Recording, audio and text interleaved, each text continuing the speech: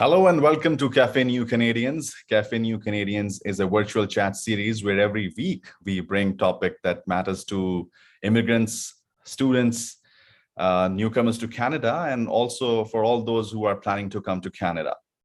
Our today topic is your action plan for job search and for employment in Canada. That's very important aspect to get an employment when you are in Canada or you're planning to come to Canada. So Café New Canadians is brought to you by New Canadians. This is a TV and web show that features immigrant-focused information and resources. You can find us on YouTube. Also, if you are in Canada, you can watch us on Omni Television. We air our episodes every week on Omni Television, and also our website, newcanadians.tv. And you can get all the previous sessions. My name is Sherdil Khan, and I'm going to moderate tonight's session. And I would now welcome our esteemed guests for tonight, Taranum Khan and Komal Parekh. Taranum Khan is a consultant for career, employment, education, and for all the settlement related matters of newcomers or immigrants in Canada. And Komal Parekh is a certified resume and interview strategist. I welcome you both. Thank you so much for joining us in Café New Canadians. Again, our topic, there are so many things to discuss about employment in Canada. What should be your action plan? What are the things that you have to do? What are the things that you have to avoid? All these things, we'll talk about this. And you are most welcome to send us your questions, and we'll ask those questions from our panelists. So you can send your questions if you are watching us on YouTube. Send us in the chat, and also who are joining us from Zoom can send us the questions in the chat section. So first of all, again, a very warm welcome to both of you, Taranum and Komal. How are you guys tonight? Thank you so much, Sherdil. It's such a pleasure to be back at Café New Canadians. I love the show, first of all, and I love coming back and chatting with the team. Also, it's amazing to meet my fellow panelist, Komal. So I'd let her do the introduction before we get into the question. Thank you. How are you? And thank you so much, Sherdil. I feel glad to be here. I myself have been a newcomer immigrant. I just landed to Canada last year. And I feel that having an action plan is really very important for everyone who's planning to come to Canada. So thank you so much for having me here. Exactly. And we'll be talking about your experience. And if talking about experience, I think among all of us right now, Taranum has a lot of experience talking about working in Canada and moving around, all like navigating her career and everything. So Taranum, first of all, if we can start with your experience coming to Canada, and for the last 10 years that you have done a lot of things that we can mention here. True. So Sherdil, it was quite the journey. Things were very different 10 years back. There were still resources, but nothing like what you have right now. It was a time when programs like CIIP had just started, when supports to immigrants were just beginning to pan out internationally. So I attended that program before landing here. Even before that, I had the good fortune of visiting as a student and as a scholar way back when, while I was doing my PhD. So the experience came from that aspect as a student. Then the experience came as a as a nominee of the university. I attended a global conference here representing my institution, which I used to work with a university back in India. I'm from Jammu and Kashmir, so I used to work with the State University, University of Jammu. The whole journey, and then finally landing here as an immigrant. It was eye-opening, I would say. I gave myself time to learn about what is it that I need to do to be successful. So, and one thing that has not changed in the past 10 years, I would say, is planning and preparing. And you can never go wrong if you take the time to prepare and understand what Exactly. does the job market look like, what are skills that are in demand, what changes are happening in the job market, and how can you upskill and how can you use your transferable skills. So those were the things. So it was fun. I'm really fortunate, I would say, with the skills and the qualifications I was bringing. They were recognized here. And right off the bat, within the first 3 months, I was able to navigate into the employment sector, which was in tandem with the skills that I had from before, though I did not purposefully join the sector that I came from, which was education management initially. Yeah, that's very important point. Yeah. So I did play around. I did settlement initially, then I transitioned into the employment scenario. I spent quite a chunk of my work life in that sector, and that's where I built my skills. I'm an award of excellence winning career strategist. I have certifications in personal branding. I branched out into different fields. I also did my PMP. So for me, I would, to put it simply, I took my career as a project, which I was investing into. It was a time that I invested into myself and built myself up to where I am today. I would say every newcomer, every student needs to do just that. As long as you treat it as a project and you are treating it as the time as an investment into your own life, you'll be fine. Yes. So before, like you said, planning was the integral part. So did you start your planning before coming to Canada? Absolutely. Did you know about all these things? As I said, I attended the CIAP program, which was first program of its kind. It was a partnership between the Ministry of Community Colleges and Ryerson University, the Chang School. So I did have information as to what, let's say, resources are out there. What are the settlement agencies out there? When I landed in Canada, my first 3 months, I would say, were all about going to these agencies, meeting people, connecting with everybody that had connected virtually. I can tell you I was using LinkedIn back then. So yes, I can tell you that I was using LinkedIn. Not so many people were on LinkedIn, I guess. No, not back. Yeah, I had started using it in 2009. And the transition of LinkedIn going full scale and full bloom was 2012. At that time, I was already here and I was already doing what people are doing now in terms of networking, connecting with people, trying to reach out to people. All of those things are very useful because I had already set the stage for when I land here. I should be able to go and connect with people physically, people that I'm meeting virtually as of now. At that time, I have to say people were not as receptive. They would not respond to your requests. They would not, they would be skeptical as to what does this person want? As long as, and again, this is something that held true at that time, and it holds very true at this point in time as well. You need to be very, very sharp, and you need to be very professional in how you approach people. Because unless you are sending a targeted message, explaining why, who are you, and why are you reaching out to them? We'll go that way very soon and in detail so that people know how to approach people, because this is the communication part, how you communicate, how you brand yourself. That is very important. So we'll discuss that in the later part of our show. So Komal, what about you? Like Taranum said, everything was planned for her. Like she was doing planning and going through agencies and everything. She knew about all these things. So what about you?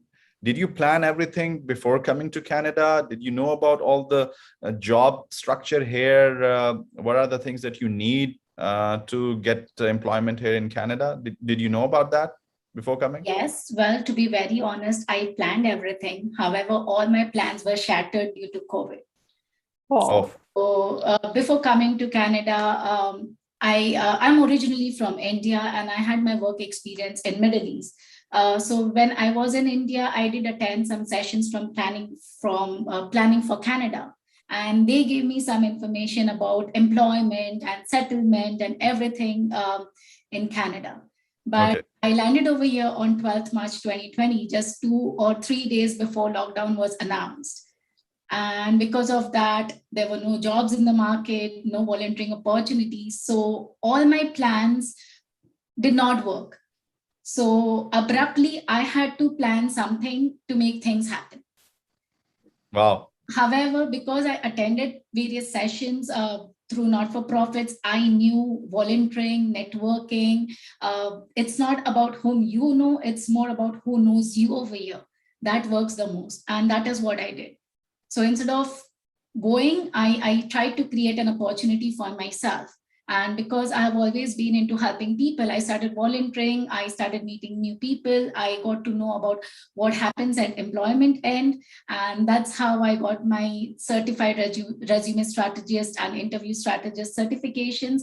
As well as this year, I achieved my award of excellence for outstanding interview strategist. Wow, congratulations. Thank you. Wonderful.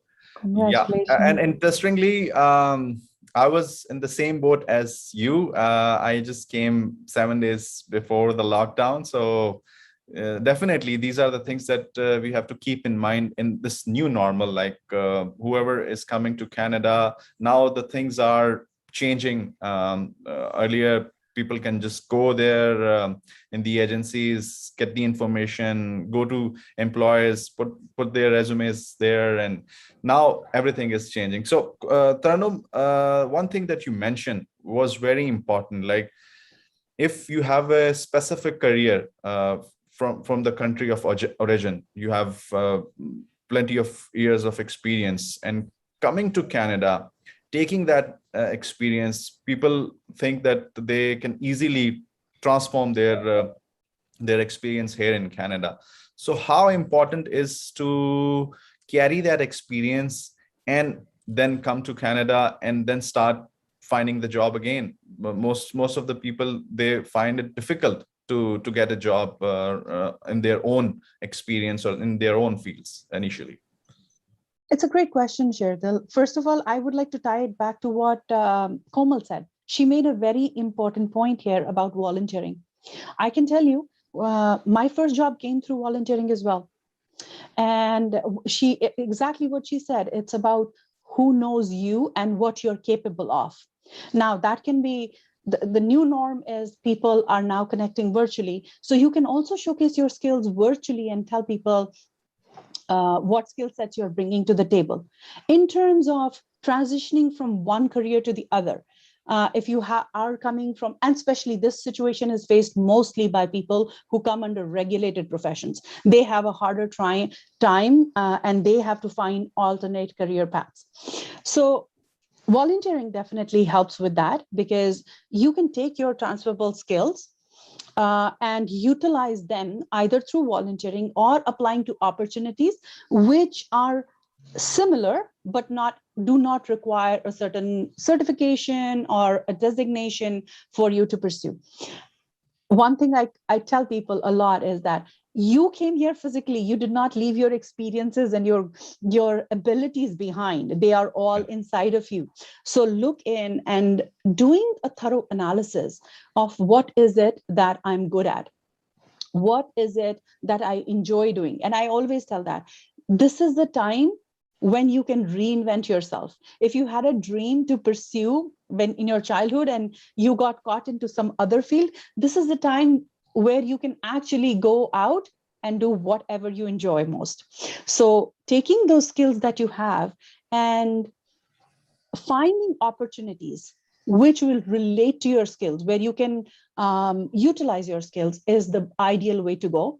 The other thing is, if you do not have certain skill sets for a certain field, then volunteering helps you acquire those skills, right? So for an example, if somebody is a communications person, but has not spent their time actually answering phone calls, and that is what you need to understand. So that help, and you're volunteering somewhere and you are asked to sit at a reception, take it as a blessing. because that is where you're going to hear those different accents, those different words, the new vocabulary that you can learn from.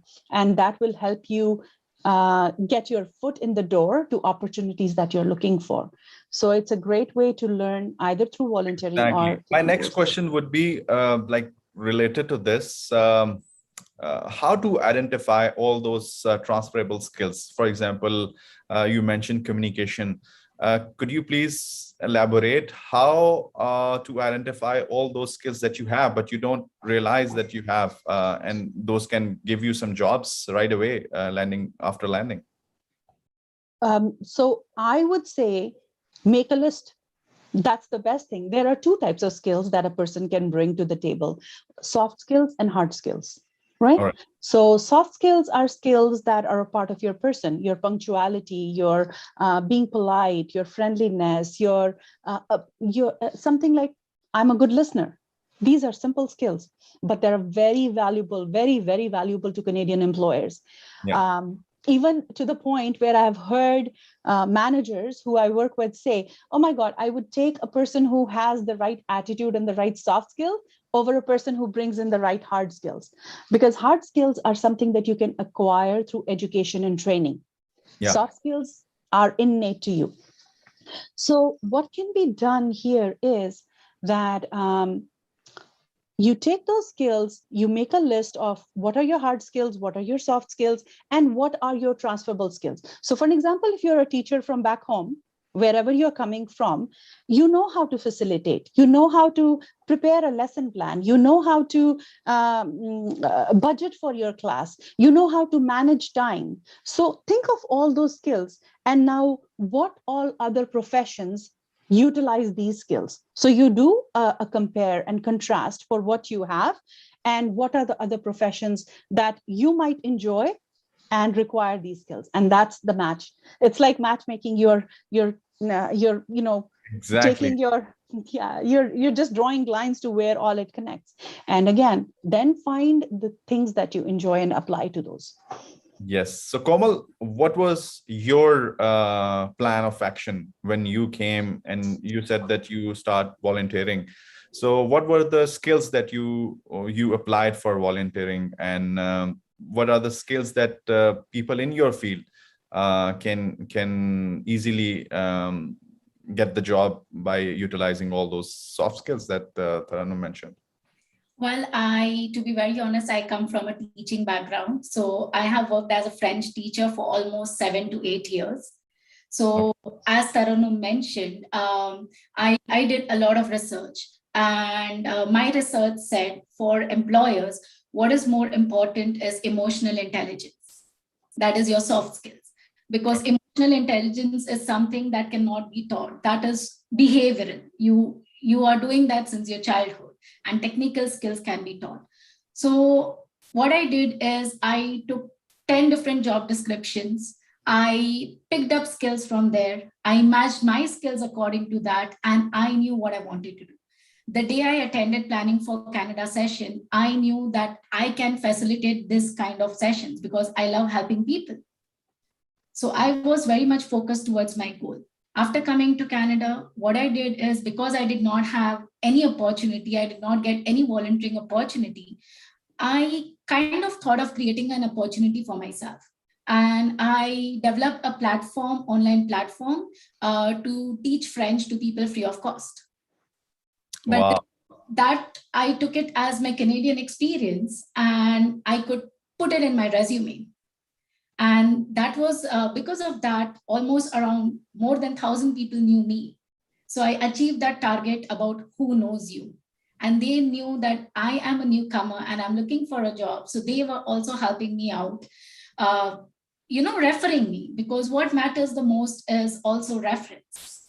Yes, definitely. And along with that, because my target was not for profits, I attended as many workshops as possible with not-for-profit so that people know me.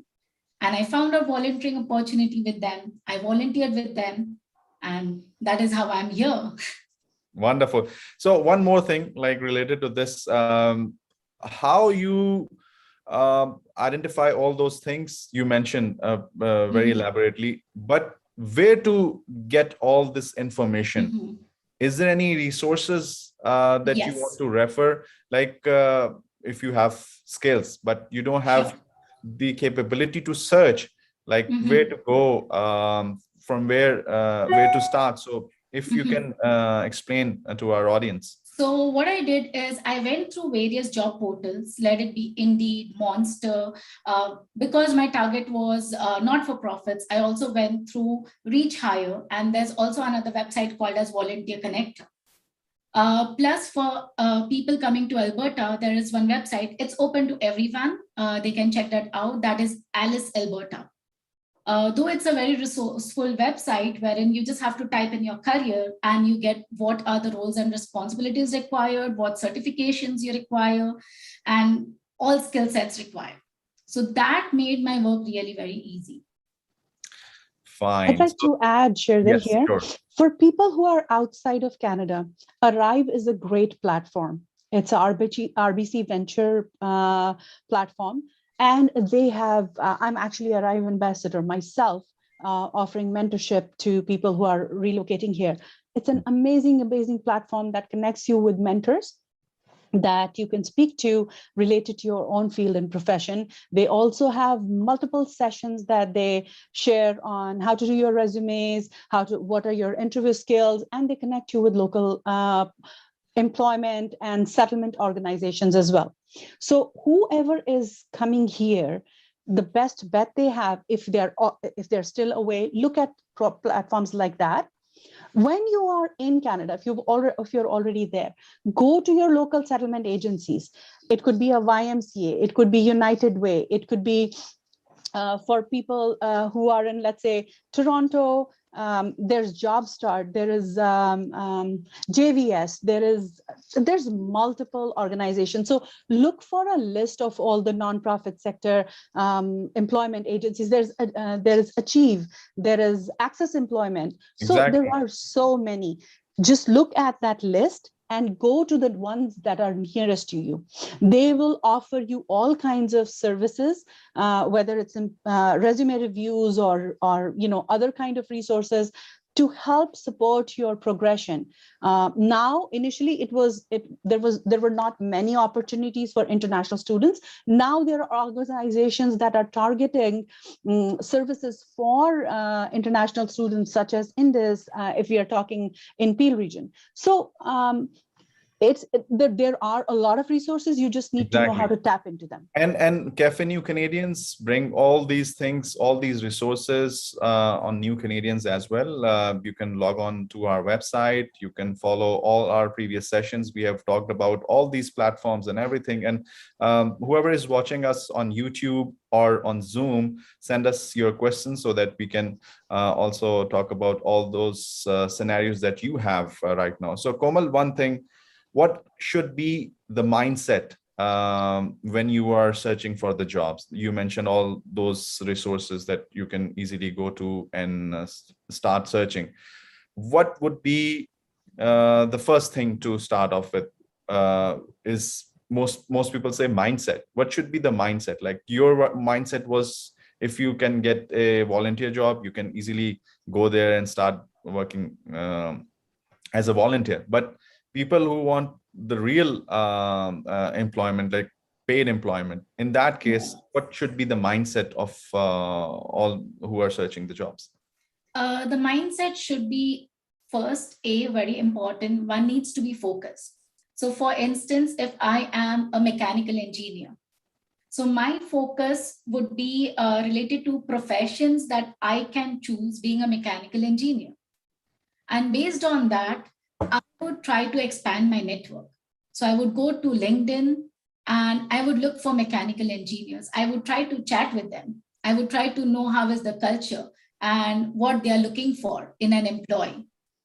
And I would also try to show them my value, how I have worked on certain projects. And this is how, when you show value to someone that, yes, you are valuable to that company, they can let you know if they have any jobs available. Because in Canada, it's said, rather than job portals, most of the jobs are through networking. Networking plays the role. So Yes, networking, that is very Yeah. important. Yeah. So your experience about networking, how many people did you connect with on LinkedIn, and how was your strategy? Like, how did you communicate with them? Like informational interviews or just the messages? Like what is your suggestion about that? I started letting people know that I'm here. I never asked them for a job, or I never asked them to mentor me. However, I told them that I want to know about the industry.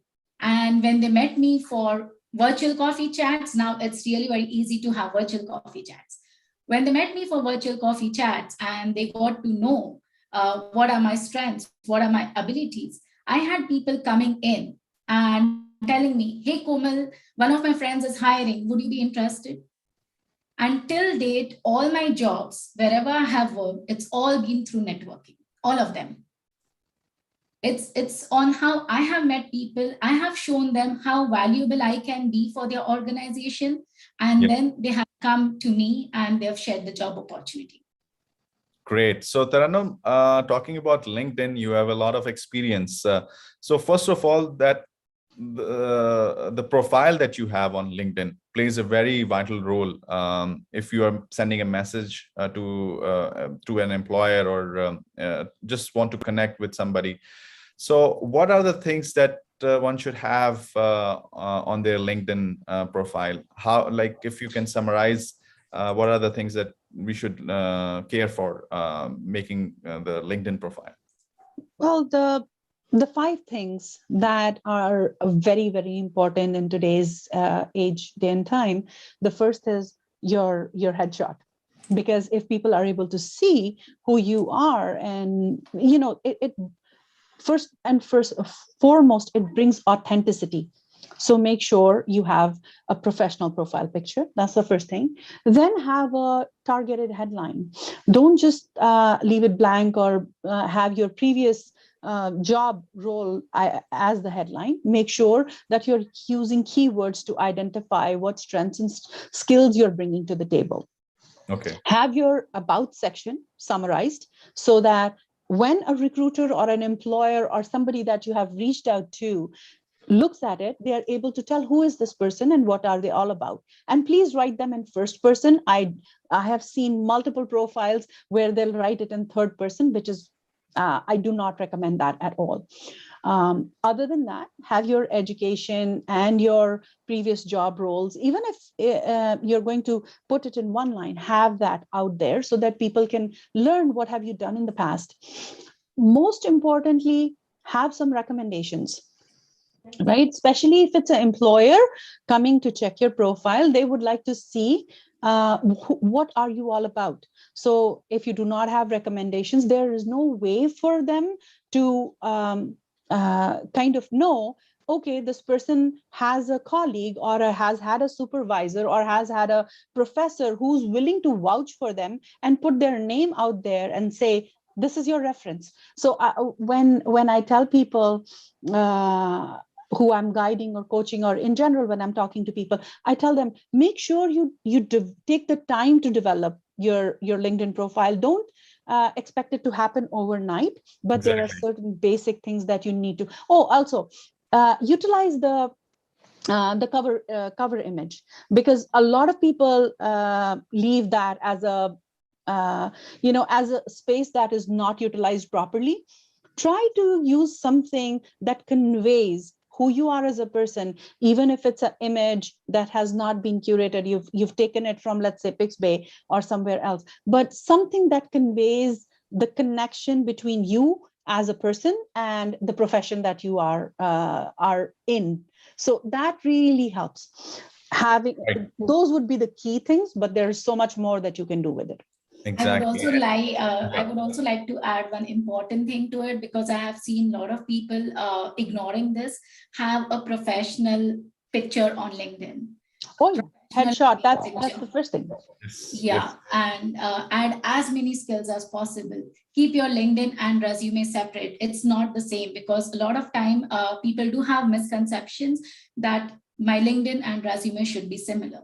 But have detailed LinkedIn profile and add as many details as possible. However, be authentic. Do not Yeah. Absolutely. or do I'm not glad you fake talked anything. about resume. Yeah. So go ahead. I was just going to Uh, say another thing that goes hand in hand with it is be consistent.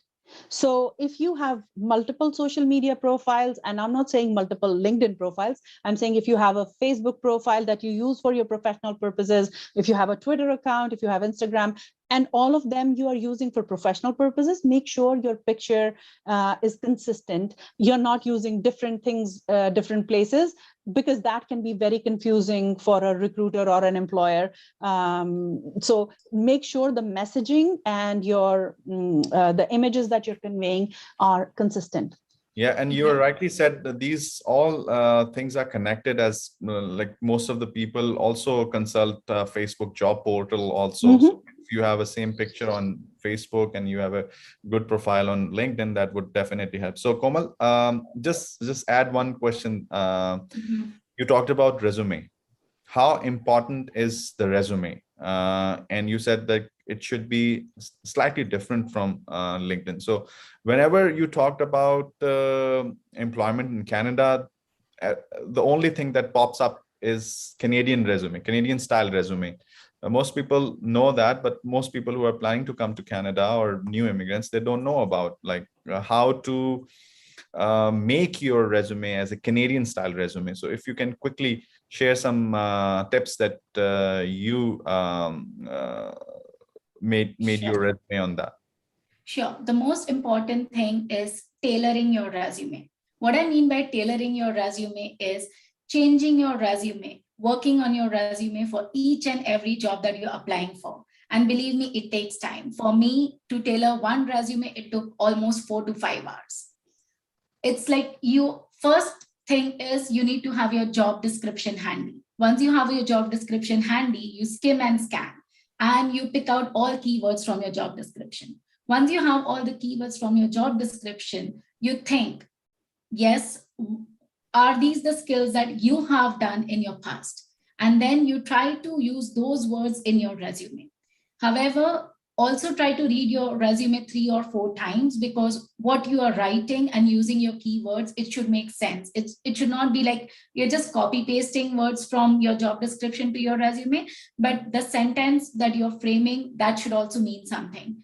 I also had Grammarly installed on my resume, so that also helped me track my typo errors. We are at the world of technology. We are so used to using short forms. So Grammarly helped me with my resume as well. Another important thing that I would say for the resume is you need to keep your resume 2 pages. Okay. So we have like a lot of talent. We have a lot of work experience. I have worked for before coming to Canada, I had 10 to 12 years work experience. So if I try to include everything, my resume would go to 4 or 5 pages. But employers would not have that time to read that. So instead, what I would do is only the things that are required from employer's point of view, I would put in that resume. Then I would play the role of an employer. I would be the employer. I would review that resume. That if I am an employer, would I hire this person? If the answer is no, that means I need to rework on that resume. So people say that you are on your own judge. You can judge yourself better than anybody else. Yeah. So Taranum, we talked about resume, we talked about LinkedIn, but the initial point, I'll take you to the initial point that you mentioned in the start of our session, to think about all those skills that you have. So many people also suggest if you are in Canada and you want to get a job here, you have to have multiple resumes. Like all those you have, the skills that you have, like soft skills you have, you can make a separate resume on that. So how to get multiple resumes, and is it a good idea to do that? I'll take you back to what Komal was just explaining, Sherdil. It's about targeting and curating to what is needed. And an example that I often use with my clients during my sessions is think about your all the skill sets and put them into one basket. Think about your master inventory or a closet where you have everything everything that you know. You put that there. That should be your master document. And you will pull out the skills, whether it's soft skills or hard skills, based on the job you're applying for. So now that will become your either your winter closet, or that will become a smaller basket for your summer clothes. Think about the resume like that. So you'll only take what you need, what an employer needs from you. So just like Komal mentioned, when I came here, I had a CV. I did not have a resume. My CV was over 14 pages. So imagine, and I was like, okay, a CV can be used in academic settings. If you are a research person, if you are a faculty member, yes, you can do that. But if you are applying for regular jobs, there only a resume can work. So in that case, you will only pick and choose what is listed in the job posting, what is the need of the employer, and highlight that in your resume. And you will prepare one resume for that particular role. Not only would you need a proper resume for it, you will also need a cover letter for it. And when you are, and the best source to choose those key vocabulary and the information is the employer's website and the job posting. They go hand in hand. Not only will the job posting and the employer's website help you write your resume better, write your cover letter better, but it will also be your preparation for the interview. So if you can take the time to scan those two things, the job posting and the whatever information and resources the employer has put out, whether it's their social media pages or their website, you can put together a set of document which will give you a lot of edge when you're actually being interviewed. Who does not like it when you are able to tell them the strengths and the kind of work they are doing in the community, or the services that they're providing. So if you've done that due diligence of putting effort in preparation for a resume, in preparation for your cover letter, you are already preparing for the next level, which is going to be the interview and getting in. Exactly. And we'll take it further to interview skills. So Komal, once somebody has done with the job search and got the interview offer, so in that case, how to prepare yourself for the interview and all the things that you mentioned in your CV, in your LinkedIn, how you can showcase that during that interview? Well, the way I mentioned tailoring your resume, similarly, I would say tailor your interview answers. Don't overwhelm the employer with everything that you know. Another thing to remember is interviews over here, they are not like interviews at other places. Like I can relate it to interviews in India, they were more of question answer round. But over here, it's more of a conversation. Now, in that conversation, one has to be really very careful not to give all the details. They should not be over friendly and give all the details, and they should forget that this is an interview. The only reason being, after the interview, you will receive an email that you are overqualified for that position. However, if you forget to include the keywords from the job description and you don't give what the employer is looking for, then you will be underqualified. So I would say that keep a balance, keep your job description handy during your interview, keep your resume handy, because we tailor our resume for each and every job that we are applying for. Believe me, I had a separate resume. I even applied for a job in Superstore. I had a separate resume for that. But when I applied for a job in another company, I had a separate resume. So whenever I used to go for my interviews, I had my resume handy, job description handy, so I knew what the employer is expecting, and then I would, show my value accordingly and use those because it's said, and it's a known fact, that a lot of people are applying for a particular job, and employers, they don't have time. Even to go through your resumes, they just have 6 to 7 seconds. Interviews, 10 to 15 minutes. And in that 10 to 15 minutes, you need to show the value to the employer.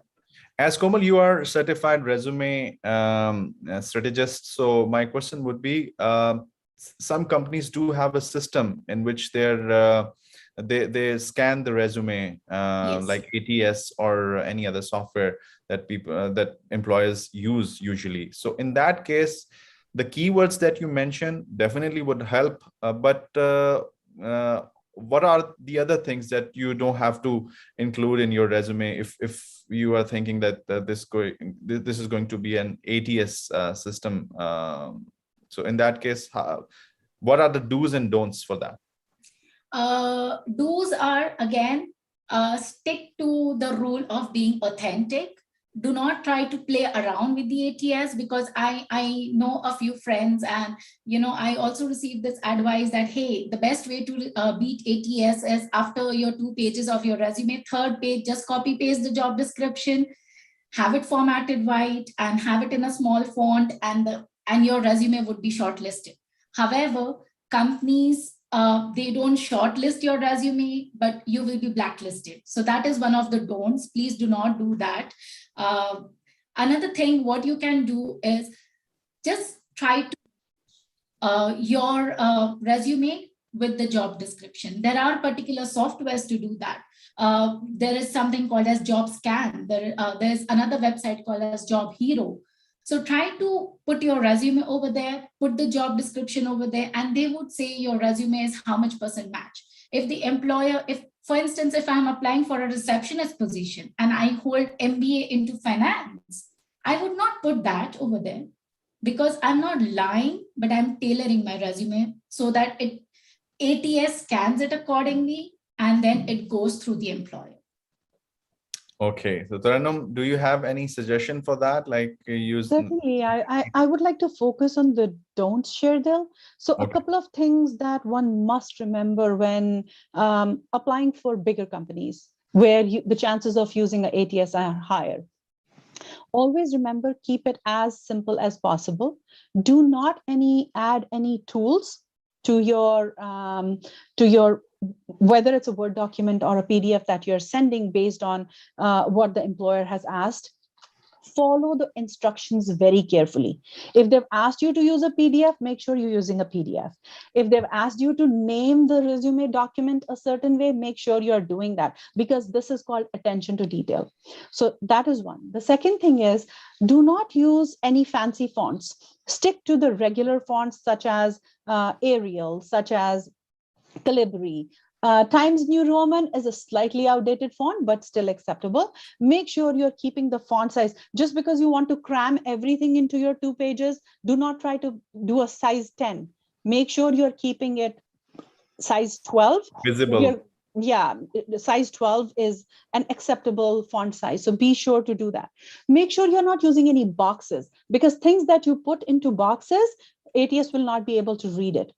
So try to keep it as simple, as straightforward as possible. Do not over format your resume. Yeah, do not use over formatting. Do not use any fancy fonts, Clips sizes. Yes. The other thing that I do not use borders. Some people end up using borders and shaded sections. Please don't do that, because again, it's a key thing that the ATS will not be able to read that. Also, if you want to highlight something, just do the bold setting instead of italicizing it or underlining it. Again, that's not a good idea. Always try to bold it, and that's about it. So that is one thing. The second thing I wanted to talk about, when you're sending your resumes, do either a 1-page or do a 2-page. Don't go 1.5. That's a complete waste of your space. And the third thing that I wanted to say, earlier Komal was mentioning how to stand out. So the one thing that you can do is do a section at the top of your resume on the first page itself, which is key strengths. So the key strengths that you are bringing to the table, and take those from the job description, as long as you have them, and put them as your key strengths, things that you have done in the past. The other thing is, have a list of achievements, not too many, maybe 3 to 5, which are relevant to the job posting.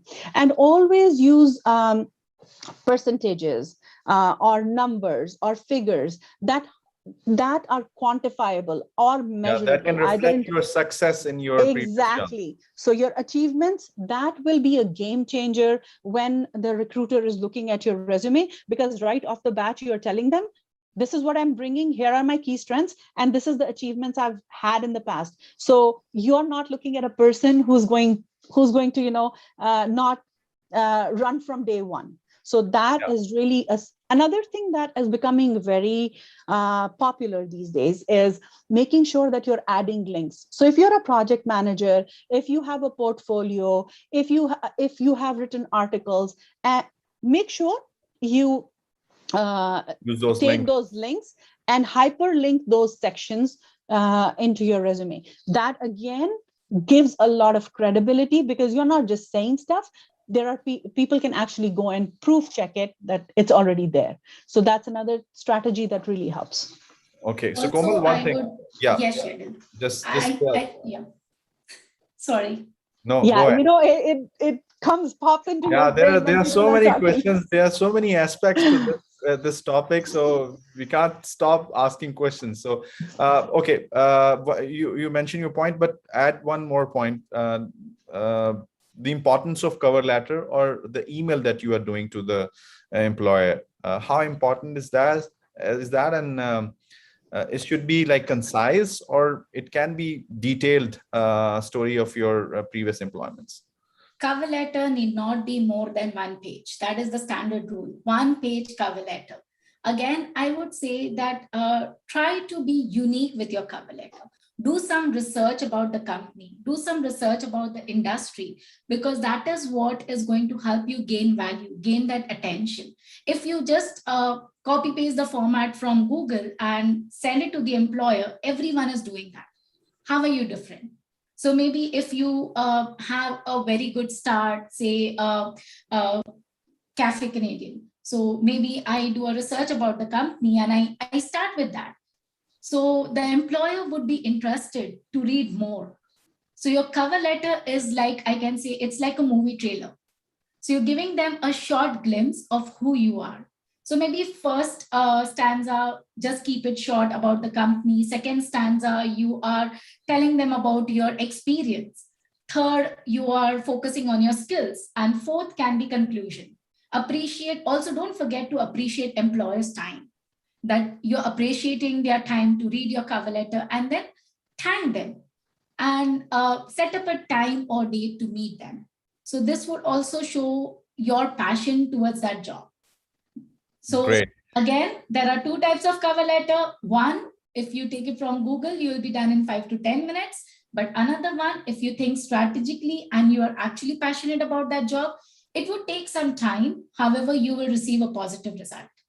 Great. So Taranum, the question that I asked Komal was about interview skills. So how one can be rhythmic, like as your name's meaning is rhythm. So how you can create the rhythm in your interview to please the employer by mentioning all the skills that you have, because the time usually varies from 10 to 15 minutes, 25 minutes. So in that time, how you can utilize all those skills that you have and showcase your everything during that interview? Again, Sherdil, it's a very straightforward and simple strategy that you can utilize. Structure it, especially the introduction. And I tell my clients repeatedly, if you're able to do your introduction right, you're answering this first question, because most of the interviews will start with, tell me a little bit about yourself. And that is where you're setting the stage. This is how you can do it. Start with your education and speak to the most relevant education in relationship to that job. Don't go by. So if I have a PhD and I'm applying for a settlement counselor's role, that's not going to help. So I want to talk about my bachelor's either in social work or settlement or whatever have you. So think about what is most relevant. So education, talk about your experience. All the experience, again, has to be relevant to the job that you have applied for. Talk about your strengths, and the strengths, make it a combination of your hard and soft skills.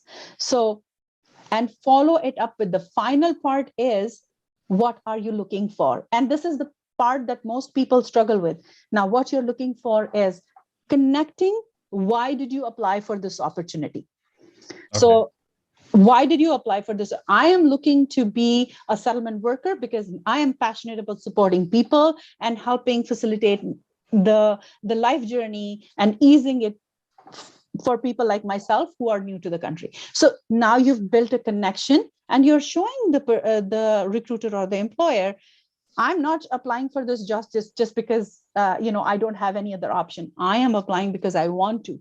It is a choice that I've made. It's a conscious effort. I've taken the time to study the opportunity. So that is your first answer. If you're able to do that well, that really helps. Other than that, be prepared. Practice, practice, practice.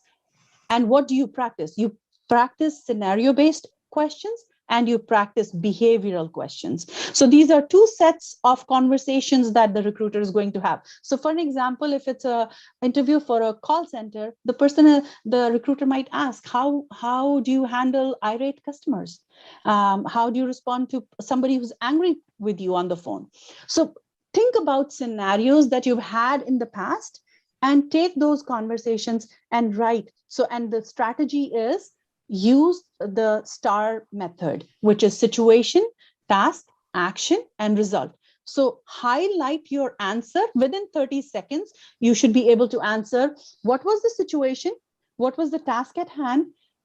What action did you take? And what was the outcome? So outcomes need to be the positive outcomes as to, okay, I did this and either my supervisor appreciated or the client was very happy or whatever have you. So have that story that you're telling. This is a narrative.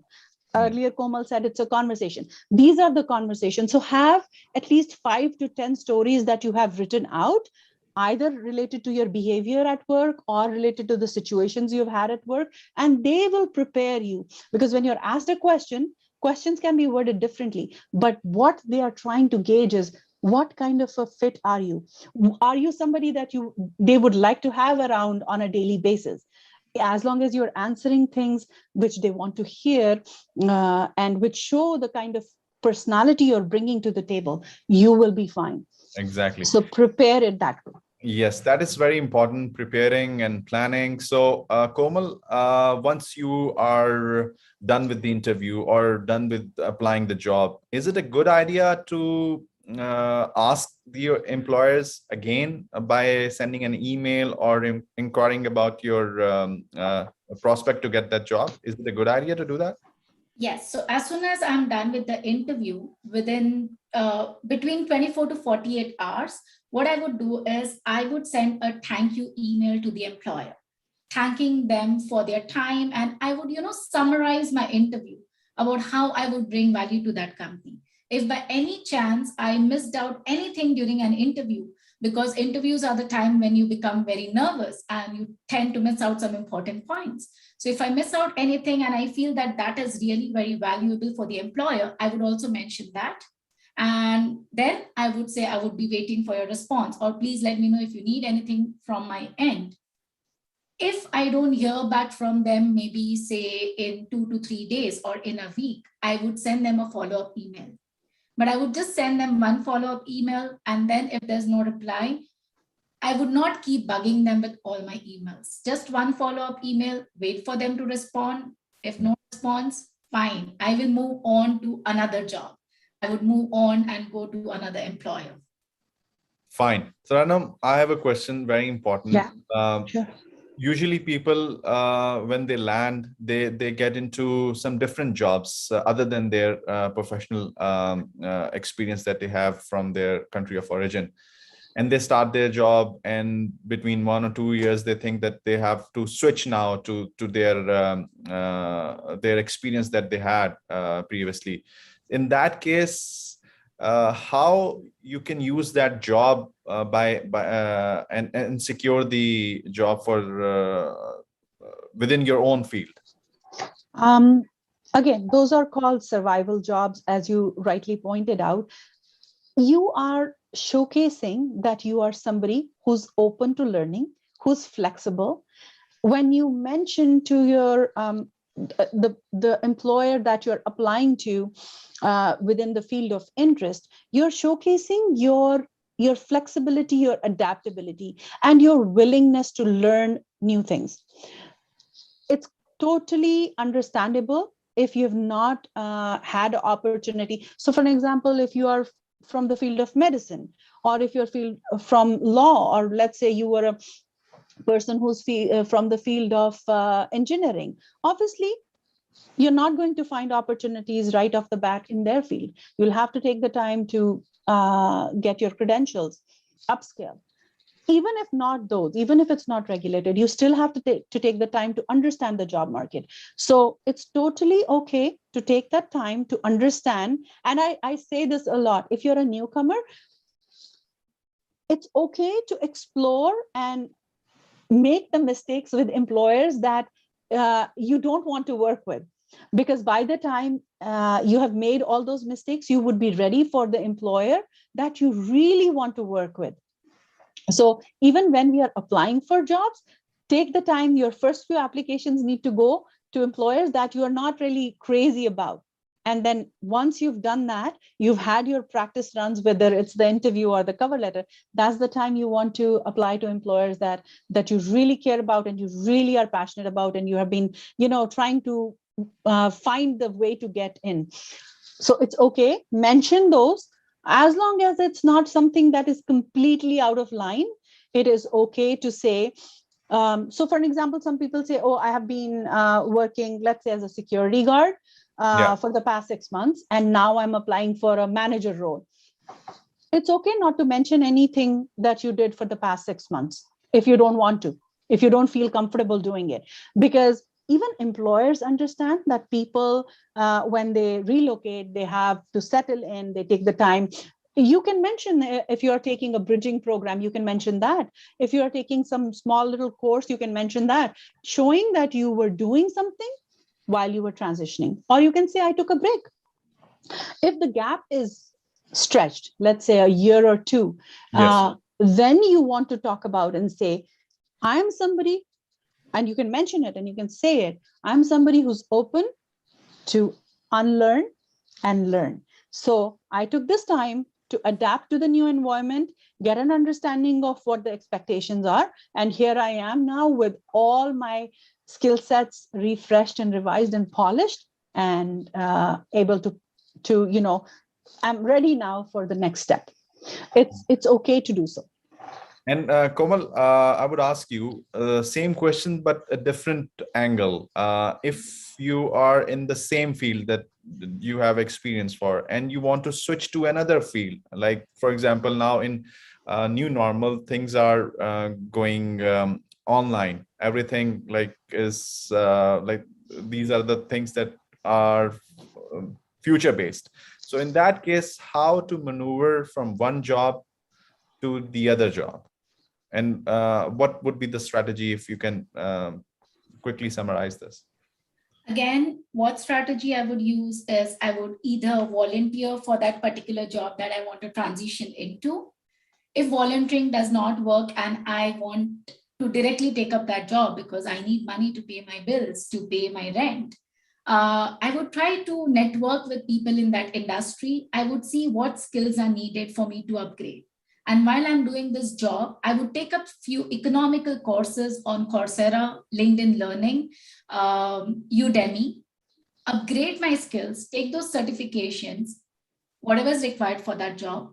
And then once I'm ready, I would go to my network. I would tell them, hey, I'm ready, and I would apply for that job. Wonderful. So as we are concluding now, so any points, anything, any useful tips that you want to share? First, I'll go with Taranum. So for me, I will just say, every step, take it as something that you're learning. Either you learn what to do, or more importantly, and this is something I say to my sons, you learn what not to do. And learning what not to do is more important than learning what to do, because that is what will set the stage for your success. Take the time, invest the time in yourself, upgrade yourself, understand your new environment, understand the new vocabulary, understand the culture that you are in. It's very important. Workplace culture is very important. And then you are ready to apply your skills here. This country is amazing. It offers so much bounty of resources and opportunities. As long as you are willing to put in the effort, sky's the limit to what you can do. Exactly. So, Komal, what would you recommend? I would say that have a positive approach, keep pushing yourself, stay motivated. People over here are very welcoming. They are all very friendly. So meet new people and just keep pushing yourself. No matter you have to do a survival job. For me, I call it as a bridging job because it bridges you from your previous job to your new job. You're getting to know the Canadian culture. So if you have to do that also, do that, expand your network, meet new people. Very soon you'll achieve your dream and you'll achieve all your goals. As you guys did. So thank you so much, Komal, Parekh, and thank you so much, Taranum Khan, for your wonderful suggestions and all your experience that you've shared. Definitely, all these resources are available, and time to time on New Canadians, you can follow all these things, all these resources, steps, and we have done shows on all those aspects that we have discussed, like employment, how to switch one job to the other, how to do networking, how to connect with people, what are the communication techniques that you can use. So today we talked about action plan for employment in Canada. We talked about so many aspects, and we also cater your questions during this conversation. So thank you so much again, Taranum and Komal, for your presence. Pleasure's all mine. Thank you. And I would thank all our viewers who followed us on YouTube and Zoom and send their questions. Again, thank you so much. This was Café New Canadian virtual chat series. And every week we bring topics that matters to new immigrants, newcomers to Canada. And you can follow us on YouTube as well. And also, all the social media platforms exists, and you can subscribe to our YouTube and to our newsletter and send us your questions and your feedback. That would be very helpful for us to get some good topics to discuss. So thank you so much, everybody. Have a great night.